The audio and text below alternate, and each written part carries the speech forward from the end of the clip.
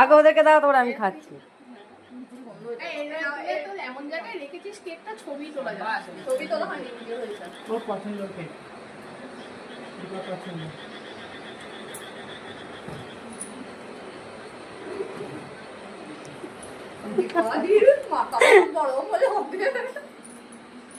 ওর উকিলের জন্য মাথা গরম আছে। খাওয়াতাম, পেটটা ভরে যাবে।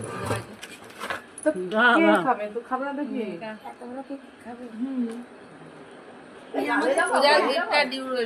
গাড়ি নেই বলে বেরোতে পারলাম না। একটা ছবি তোল, আসো। তাই তো ঢুকি একদম কালকে ধরো, কালকে আমার মারতে হচ্ছে।